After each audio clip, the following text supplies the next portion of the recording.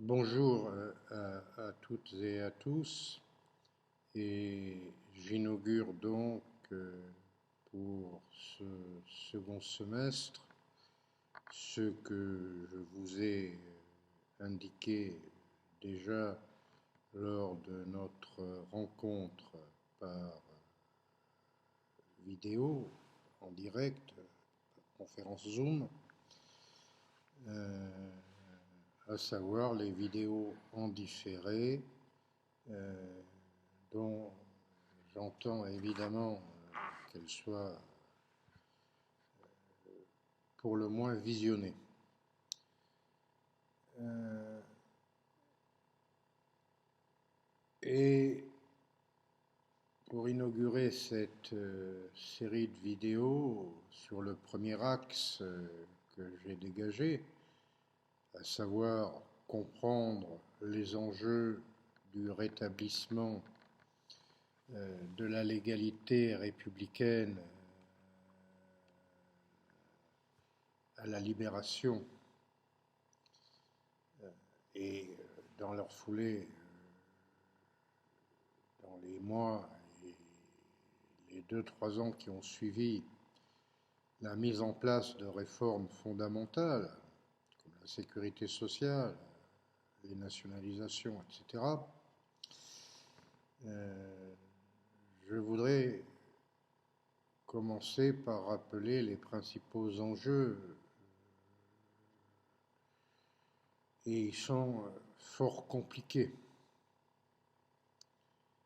Et nous nous trouvons donc devant une première difficulté: comment rendre accessible à des étudiants de bonne volonté, incontestablement, sérieux, et je ne persifle pas en disant cela, comment rendre accessible quelque chose qui, depuis lors, se réduit à une vérité simple que je vais formuler simplement. La France a concouru à sa libération grâce à la résistance, sous l'autorité du général de Gaulle, et le général de Gaulle, chef de la résistance, reconnu par les Alliés, a pu, au fur et à mesure que le territoire national s'est trouvé libéré progressivement durant l'été 1944, jusque, pour certains aspects de ce territoire, en mai 1945, les dernières poches allemandes ont tenu jusqu'en mai 1945, le général de Gaulle, donc, tout naturellement, s'est mis au travail en représentant la volonté de la résistance française. C'est l'image que l'on a et qui perdure, et sur laquelle s'est construite une forme de roman national. La seule difficulté que j'ai avec cette présentation, c'est qu'il ne me paraît pas nécessairement utile de partir sur une base qui ne correspond pas à la réalité. Si c'est un élément d'un roman national important, décisif, dont personne, et certainement pas moi, ne discuteront l'impérieuse nécessité, pour plagier le général de Gaulle, une des formules, l'impérieuse nécessité. En tant qu'historien, et même au-delà, en tant que citoyen, je ne suis pas du tout convaincu que l'on doive sceller la complexité de la situation. Et le symbole du fait que les choses en réalité sont beaucoup plus complexes que cette présentation irénique qui aboutit au fait que la légitimité française se serait continuellement manifestée grâce à De Gaulle, chef de la résistance, incarnant le maintien d'une France demeurée au combat aux côtés des Alliés et faisant de celle-ci un pays vainqueur à part entière et à ce titre reconnu par ses alliés, puisque c'est bien de cela dont il s'agit finalement par certains aspects. Après tout, le siège de membre permanent au Conseil de sécurité de l'Organisation des Nations Unies trouve son origine dans cette posture. Le fait de dire que les choses ont été beaucoup plus nuancées et beaucoup plus compliquées, y compris entre De Gaulle et la résistance, et rappeler comment tout cela s'est mis en place, c'est aussi, de mon point de vue, une impérieuse nécessité. Vous connaissez toutes et tous par quel mot le général de Gaulle, le 25 août 1944, dans le début de soirée du 25 août 1944, s'est adressé à la population de Paris libérée. Il n'est peut-être pas inutile de reprendre ce discours et d'en faire le point de départ, et puis rétrospectivement de remonter, quitte à détruire des certitudes pour comprendre comment on en est arrivé là. Bon, le discours du 25 août 1944 du général de Gaulle est un discours, comme toujours, exceptionnel. Et je voudrais vous le citer quasi in extenso, enfin même in extenso parce qu'il n'est pas très long, et vous demander d'y réfléchir très sérieusement. Pourquoi voulez-vous que nous dissimulions l'émotion qui nous étreint tous, hommes et femmes, qui sommes ici chez nous, dans Paris debout, pour se libérer, et qui a su le faire de ses mains? Non, nous ne dissimulerons pas cette émotion profonde et sacrée. Il y a là des minutes qui dépassent chacune de nos pauvres vies. Paris outragé, Paris brisé, Paris martyrisé, mais Paris libéré. Libéré par lui-même, libéré par son peuple, avec le concours des armées de la France, avec l'appui et le concours de la France tout entière, de la France qui se bat, de la seule France, de la vraie France, de la France éternelle. Bon, ça, c'est ce que tout le monde connaît. Et après, il y a quelques précisions. Eh bien, puisque l'ennemi qui tenait Paris a capitulé dans nos mains, la France rentre à Paris, chez elle. Elle y rentre sanglante, mais bien résolue.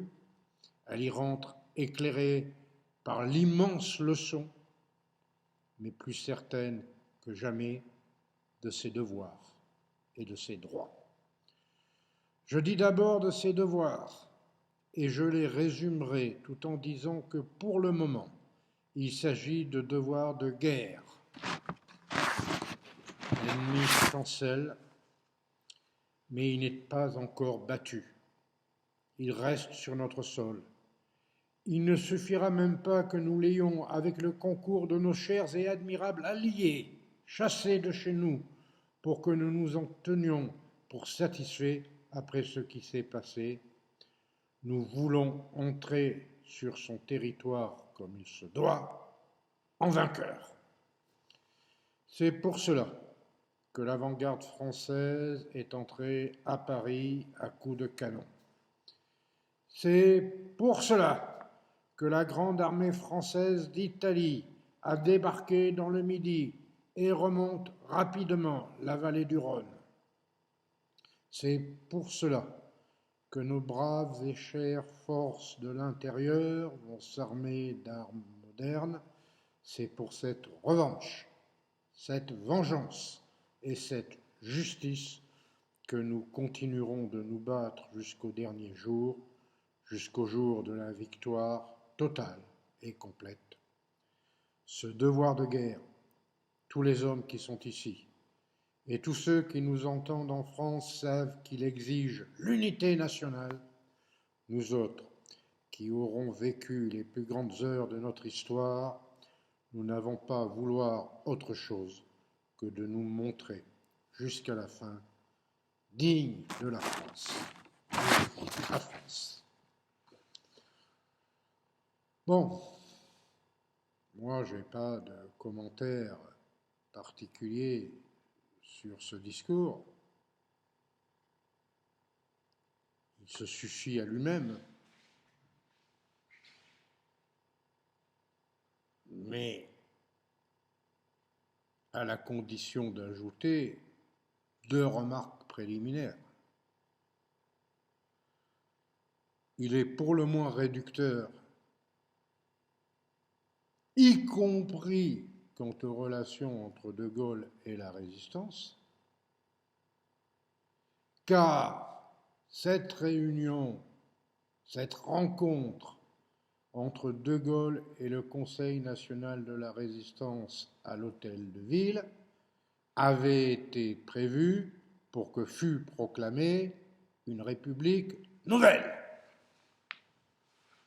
Et dans ce discours prononcé donc à l'Hôtel de Ville de Paris, le 25 août 1944, force est de constater que le général de Gaulle ne proclame pas la République.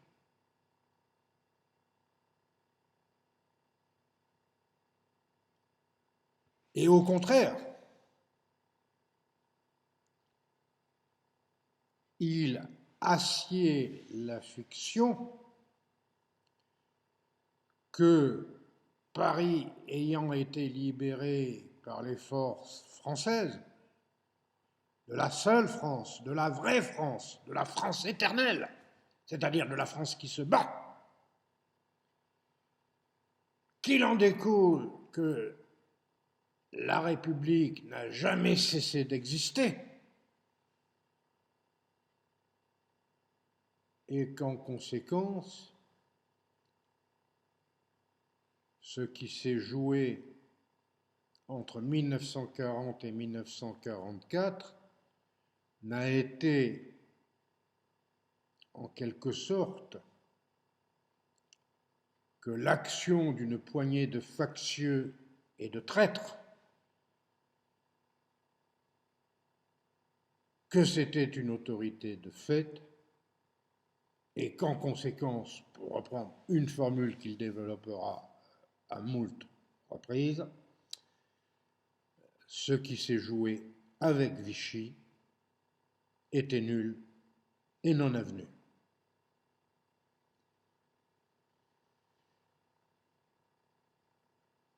Voilà une première série de remarques dont le simple enjeu est de réfléchir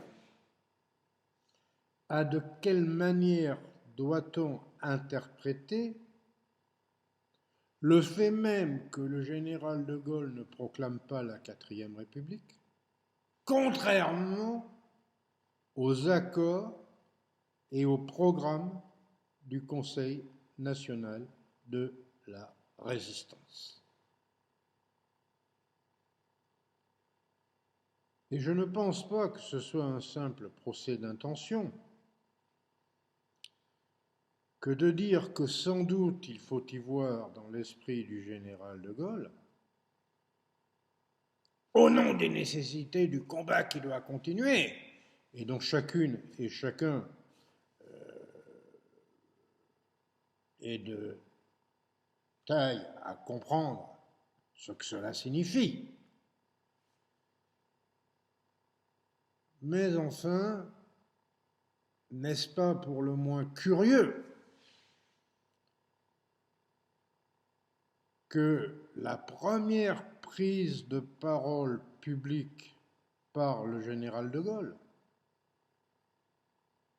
dans Paris libéré,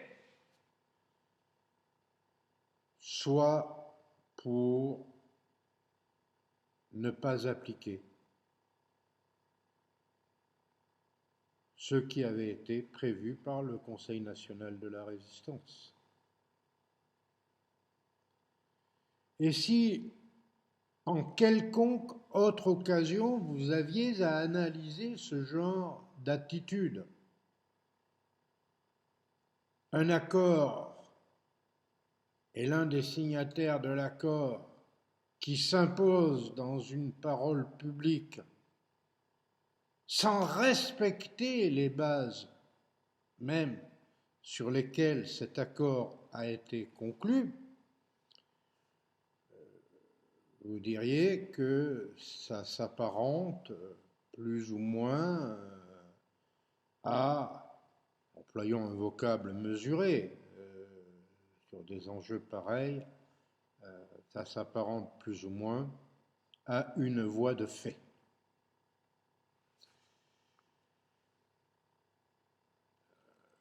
Si j'ai tenu à commencer par ce discours, évidemment magnifique,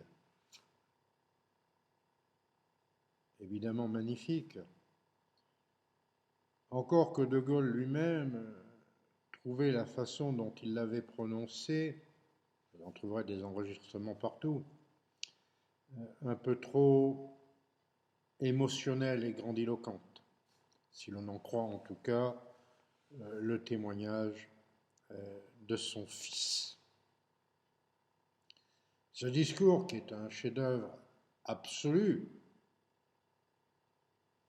me semble constituer la clé pour rétrospectivement analyser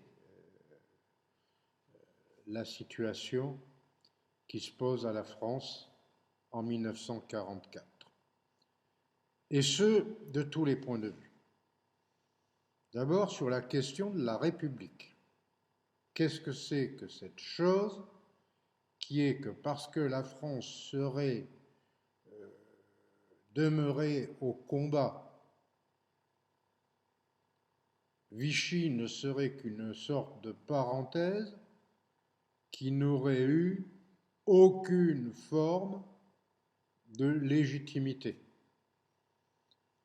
Qu'est-ce que c'est que cette fiction selon laquelle la France de Vichy n'aurait pas incarné une partie de l'opinion, et j'ai le regret de le dire, je pense qu'elle était malheureusement très largement majoritaire,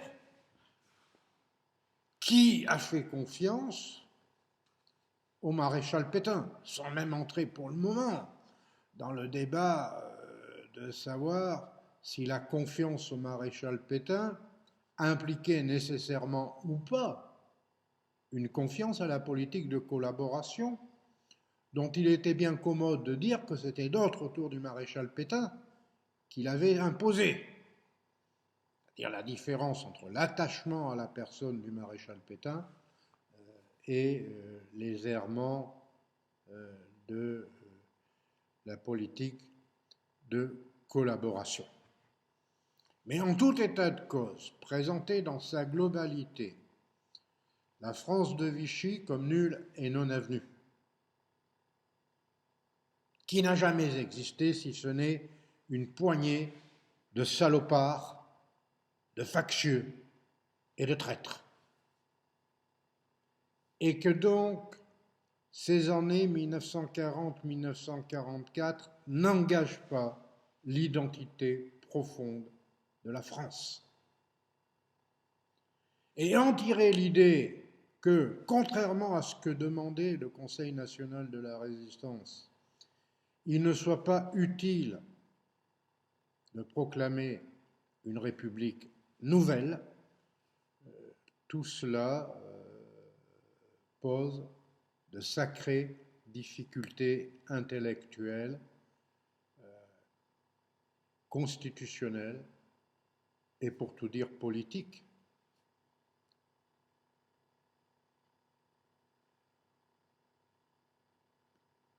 Et cela peut déboucher sur une formulation relativement abrupte. Parce que le présupposé n'est-il pas que le général de Gaulle, ayant assumé le refus depuis le 17 et le 18 juin 1940, je reviendrai sur ces éléments-là, bien évidemment, par sa personne même ayant symbolisé ce qu'il appelle ce maintien d'une France restée au combat. Il était en conséquence tout légitime pour incarner la continuité républicaine à la libération. Et qu'il n'était point besoin, contrairement à ce qu'avait désiré, et là aussi il faudra y revenir en détail, et c'est compliqué, et je m'en excuse par avance parce que c'est compliqué, mais ce sera nécessaire de le faire. N'est-il donc pas possible d'analyser le refus de proclamer la République le 25 août 1944 comme l'administration de la preuve que la République n'ayant jamais cessé dans l'esprit du général de Gaulle, le seul chef de la République, ce pouvait être le général de Gaulle.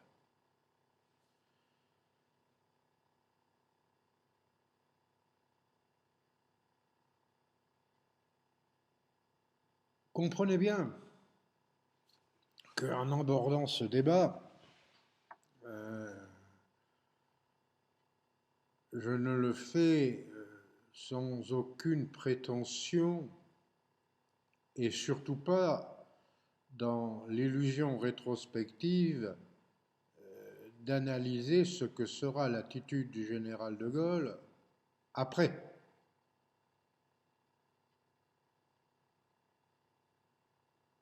Même si, évidemment, l'éclairage de ce que son attitude sera après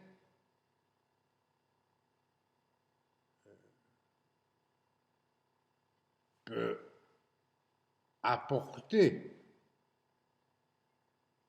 de l'eau au moulin de la thèse qui voulait que le général de Gaulle estime profondément, organiquement, être le symbole de cette continuité républicaine et qu'en conséquence, reconnaître la nécessité de proclamer la République revenait pour lui à détruire cette fonction qui sacralisait dès le départ son autorité. Mais comprenez bien également que les oreilles, notamment des membres du Conseil national de la résistance, ont dû sérieusement se demander si elles avaient bien compris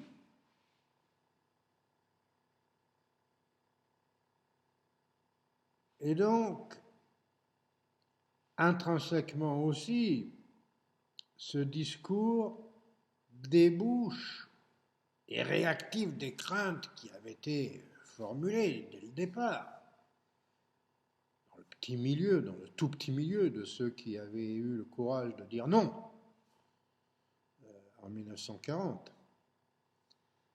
Dans ce tout petit milieu-là, la perception d'un risque, d'un jeu personnel, voire autoritaire. En tout cas, ce discours, et c'est pour ça que j'ai tenu à commencer par cela, ce discours montre que quoi que vous en ayez, quelle que soit la façon que vous vouliez admettre ou utiliser pour réfléchir sur ce passé, c'est quelque chose de tout à fait décisif. Parce que selon que l'on répondra, et ce n'est pas moi qui répondrai, moi ma réponse elle est faite depuis longtemps.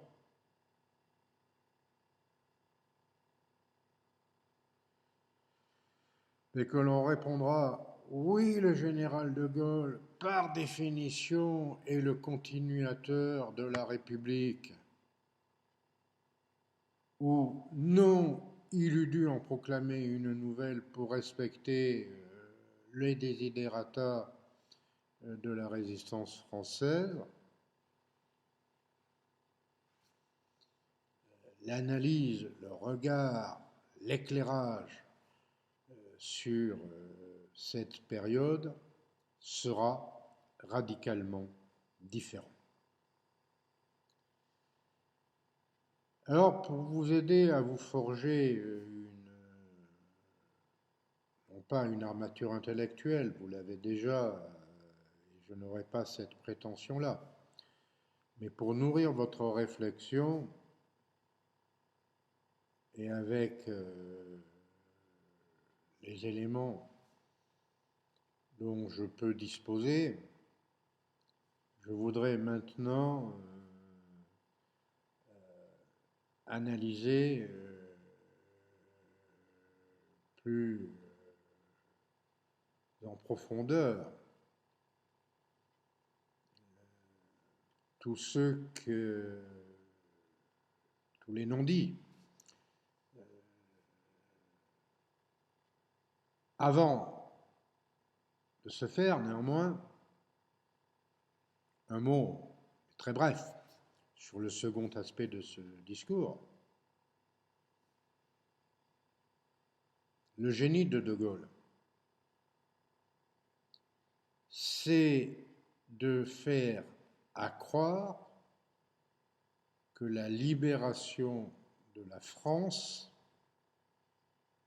est pour une immense partie l'œuvre de la France elle-même. Et que c'est ce rôle militaire, dans les combats pour sa libération donc, qui donne à la France sa légitimité pour être inscrite au rang des vainqueurs. Et donc, dans cette perspective-là, concourir à sa libération, le fait d'y participer très largement, et qui peut parfois donner un petit peu d'urticaire, pour mettre les pieds dans le plat, excusez-moi, j'ai beaucoup de mal, à titre personnel, à considérer la police parisienne comme un héros de la résistance.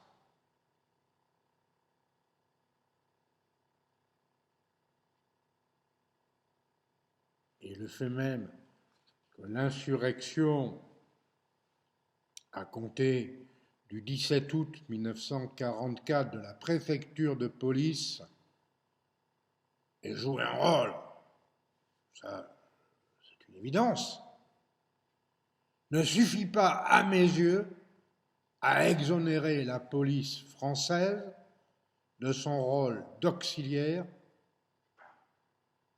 faisant les besognes les plus sales et les plus ignobles au service des forces hitlériennes.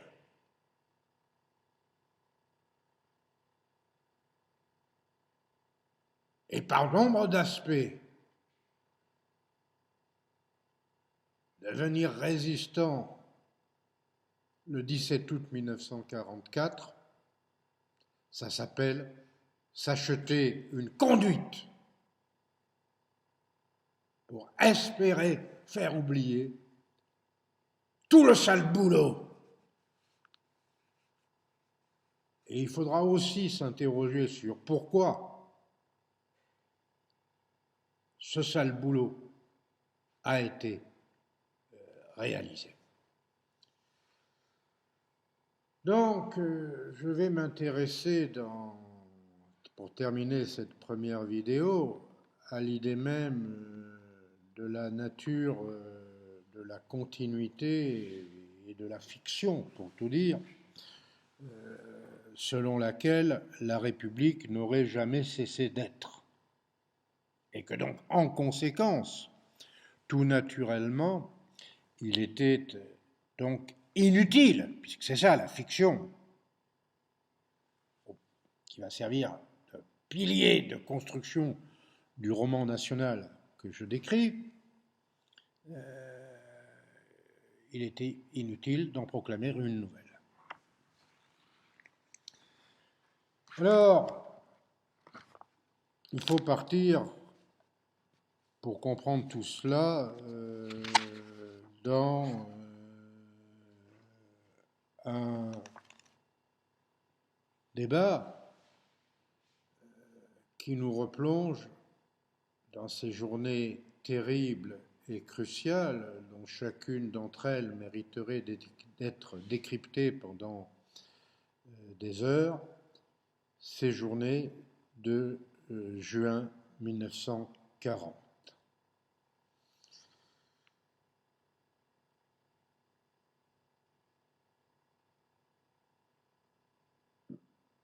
Mais juin 1940, ce n'est pas uniquement une défaite,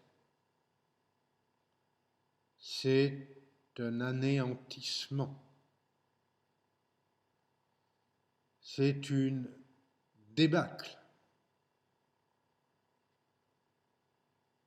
Et si l'on peut, et je ne vais pas m'étendre trop longtemps là-dessus, en expliquer les origines, les causes immédiates tournent autour de l'incapacité des autorités militaires, de la direction militaire, de l'état-major, dont la personne la plus éminente est évidemment le maréchal Pétain.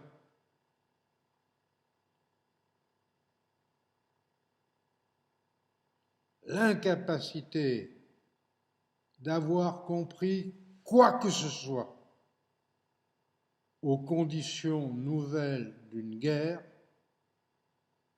et ce qu'entraînait, par exemple, des forces blindées ou aériennes. Je tiens à réaffirmer solennellement devant vous qu'il est absurde et qu'il est faux de dire qu'en 1940, l'armée française ne disposait pas des moyens nécessaires à vaincre l'armée hitlérienne, à vaincre l'Allemagne nazie. Dans quasiment tous les domaines, en termes d'armement,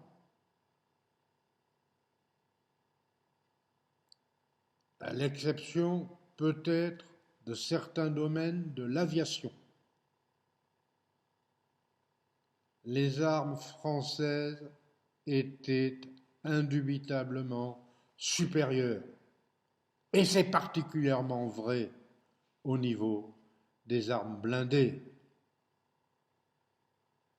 Et si vous croyez que je suis en train de me lancer dans une mauvaise analyse, alors je vous en prie, je vous en conjure, regardez les images de la percée des forces blindées allemandes, des Panzerdivision de Guderian dans les Ardennes. Et si vous les regardez attentivement, alors vous serez peut-être stupéfait de voir que nombre de ces blindés ne sont équipés que d'armes légères.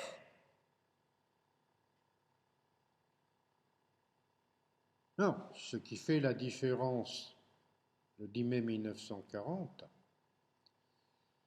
c'est le plan d'action, la stratégie, qui consiste à jeter un immense leurre pour les Allemands en avançant soudainement en Hollande et en Belgique, à entraîner l'armée française et ses alliés britanniques à se rendre à leur rencontre en Hollande. La Hollande s'effondrera très rapidement, donc en Belgique et dans le nord de la France, et de porter le coup décisif au même moment par une percée de blindés dans une région réputée impénétrable, celle des Ardennes. Puis, par un gigantesque mouvement de faucilles, d'encercler l'armée française et l'armée britannique, de les menacer d'encerclement, en tout cas dans le nord de la France, en Belgique, et ainsi de rendre la route de Paris totalement ouverte, tandis que l'autre partie des forces françaises, située plus proche de la frontière allemande, à l'abri de l'imprenable ligne Maginot, se trouvait également complètement encerclée, avec, du point de vue de nos alliés britanniques, la nécessité fondamentale d'évacuer en catastrophe, ce sera l'opération de Dunkerque, le corps expéditionnaire britannique totalement encerclé entre Calais et la Belgique. C'est une erreur stratégique. Elle s'explique par les héritages de la Première Guerre mondiale et de sa catastrophe. On ne voulait plus trop voir de sang couler. Eu égard au sacrifice inouï des 1 400 000 morts que l'armée française avait subis pour la plus grande de ses victoires durant ce qu'on appelait la Grande Guerre.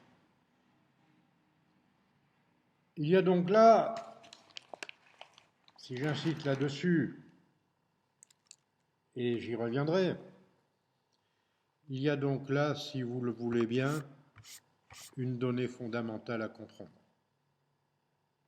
Les militaires français, les chefs de l'armée française, au premier rang duquel Pétain, n'ont rien compris. Et c'est eux directement les responsables de la défaite.